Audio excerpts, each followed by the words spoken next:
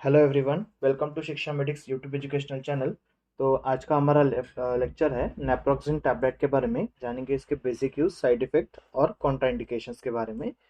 तो naproxen tablet के बारे में हम जानें तो naproxen is an non steroidal anti inflammatory drug use to treat pain, menstrual cramps, inflammatory disease such as rheumatoid arthritis, gout and fever। मतलब कि नेप्रोक्सिन जो है एक नसेट्स कैटेगरी में आने वाला मेडिसिन है, जो हम एक प्रकार से ऐसा भी कह सकते हैं जहाँ पे पेन, फीवर और इन्फ्लामेशन, ये तीन चीज़ें जहाँ पे इंक्लूडेड रहती है, वहाँ इसका यूज़ किया जाता है। तो इसके अगर हम बेसिक यूज़ देखें तो जो हेडेक होता है, माइग्रेन हेडेक कंडीशन में ये डॉक्टर्स इसका इस्तेमाल करते हैं। उसी के साथ मसल एक जो होता है, उन कंडीशन में इसका यूज़ किया जाता है। टेंडोनाइटिस की कंडीशन में इसका यूज़ किया जाता है। डेंटल पेन हो गया, मेंस्ट्रुअल क्रैम्प्स हो गए, जैसे पीरियड्स के समय जो पेन होता है, क्रैम्प्स आते हैं, उन कंडीशन में इसका यूज़ किया जाता है। और जैसे मैंने आपको कहा था, it also reduce pain, swelling and joint stiffness cause by arthritis, brushing and gout attack. मतलब कि जहाँ पे पेन, स्वेलिंग और फीवर इंक्लूड है, मतलब जहाँ पे दर्द होगा, स्वेलिंग होगी और उस वजह से फीवर आएगा, उस कंडीशन में मुख्यतः इसका उपयोग किया जाता है। तो अगर इसके हम डोज की हम बात करें तो टाइपली जो डोज रहता है वो 500 से 1000 मिलीग्राम पर डे रहता है। पर मिनिमम जो रहेगा 1500 mg तक दे सकते हैं हम। मैक्सिमम हम 1500 mg तक दे सकते हैं। पर जितने भी डॉक्टर होते हैं वो कम से कम डोज में स्टार्ट करते हैं। जैसे 250 mg दिन में एक बार दे दिए या फिर दो बार दे दिए, इस डोज में इसे दिया जाता है। और एक स्पेशल रिक्वेस्ट, डॉक्टर के प्रिस्क्रिप्शन के सिवा ये मेडिसिन हमें नहीं लेनी है। विदाउट RX ओनली मेडिसिन है, तो डॉक्टर को पूछ के आपको ये दवा लेनी चाहिए। अगर इसके हम कुछ साइड इफ़ेक्ट्स की बात करें तो उसमें जो मुख्यतः आता है, तो इसमें ब्रूसिंग जैसी कंडीशन हो सकती है, और जो ब्लड प्रेशर है वो राइज़ करा, मतलब ब्लड प्रेशर बढ़ा सकता है ये मेडिसिन।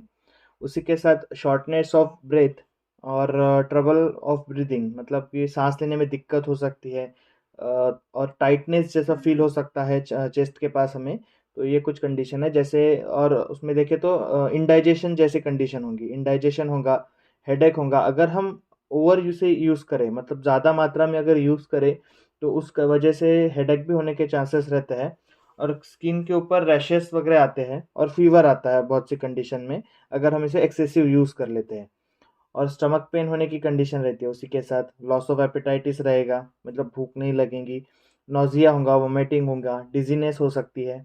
और लार्ज फ्लैट ब्लू और पर्पल कलर के पैचेस आ सकते हैं हमारे स्किन के ऊपर। तो ये इसके कुछ साइड इफ़ेक्ट्स है। उसमें जो बहुत ही ज़रूरी है कि ब्लड प्रेशर जो इंक्रीज़ करा देता है और ब्रीथिंग जो प्रॉब्लम आती है। अब इसके कुछ कॉन्ट्राइंडिकेशंस हम देखें कि कौन से कंडीशन में हमें इसे यूज़ नहीं करना है। तो उसमें सबसे पहले जो आता है, patient with high blood pressure. जैसे हमने इसके साइड इफ़ेक्ट्स में देखा था कि ये ब्लड प्रेशर को बढ़ा सकता है। तो इसलिए जिन पेशेंट को ऑलरेडी बीपी की दिक्कत है, मतलब ब्लड प्रेशर की प्रॉब्लम है, तो उन कंडीशन में इसे नहीं देना चाहिए। उसी के साथ जो हाइपर सेंसिटिविटी है नसेट्स की, मतलब नसेट्स मेडिसिन के वजह से अगर कोई कॉम्प्लिकेशंस आती है, हाइपर सेंसिटिविटी है, तो उन कंडीशन में हमें ये नहीं देनी चाहिए। पेप्टिक अल्सर्स की कंडीशन है, रीनल फेलियर है, प्रेगनेंसी में भी हमें ये यूज़ नहीं करना है।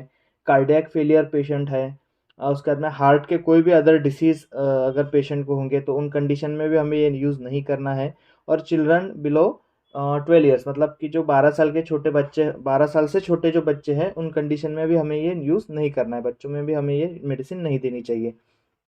अब कौन से मेडिसिन के साथ हमें ये दवा नहीं लेनी चाहिए, जनरली जैसे ड्रग इंटरेक्शन हम देखें तो कुछ ऐसे ही इनिबिटर्स होते हैं, तो उन मेडिसिन के साथ हमें ये मेडिसिन नहीं लेनी चाहिए। उसके बाद जो कुछ एंजियोटेंसिन 2 रिसेप्टर्स ब्लॉकर्स होते हैं, जैसे लोसार्टन है, वालसार्टन है, उन मेडिसिन के साथ भी हमें ये नहीं लेनी चाहिए। वाटर पिल्स जैसे होती है कुछ, जैसे फ्यूरोसमाइड हो गया, मतलब जैसे हम लैसिक्स वगैरह कह सकते हैं, तो उन मेडिसिन के साथ हमें ये नहीं लेना चाहिए। लिथियम के साथ हमें मेडिसिन नहीं लेनी। और एक इसमें मैंने नहीं लिखा है, जैसे कि कुछ कॉर्टिकोस्टेरॉइड होते हैं, जैसे प्रेडनिसोलोन वगैरह हो गया, तो उन मेडिसिन के साथ में भी इसे अवॉइड करना चाहिए। उन दवाओं के साथ भी हमें ये मेडिसिन नहीं लेनी चाहिए। तो ये था कंप्लीट लेक्चर अपना नेप्रोक्सिन टैबलेट के बारे में। एक आपको बात बता दूँ, ये हमारा इन्फॉर्मेशन देने के लिए बना हुआ चैनल है। तो जो भी दवा आप लेते हैं तो वो डॉक्टर के प्रिस्क्रिप्शन के साथ ही लेनी चाहिए। तो थैंक यू, मिलते हैं अगले वीडियो में।